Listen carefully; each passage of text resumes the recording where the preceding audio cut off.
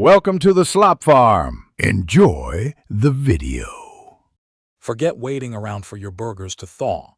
You can cook them straight from frozen for a surprisingly delicious meal.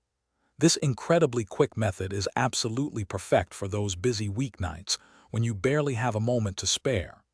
You'll be amazed at how easily you can achieve a wonderfully juicy patty, complete with a beautifully seared, crispy crust. It's truly a game changer for homemade burgers, saving you both time and effort. First, gather your essential tools. You'll need a good cast iron skillet or another heavy-bottomed pan. The key here is to preheat that pan over medium-high heat for a solid 5 minutes. This ensures your cooking surface is perfectly hot and ready.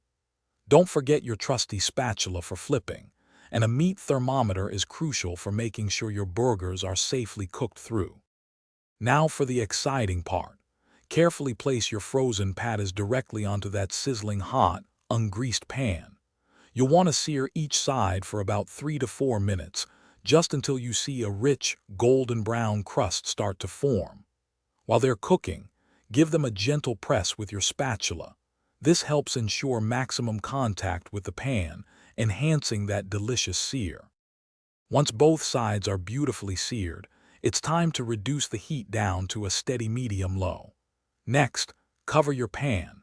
This helps the burger cook through evenly, trapping in all those delicious juices for another 5 to 7 minutes.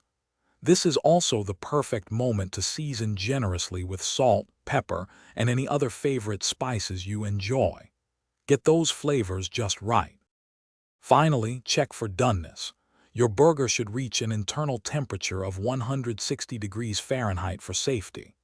Once cooked, remove the patties from the pan and let them rest for just a couple of minutes. This allows the juices to redistribute, ensuring a tender and moist burger.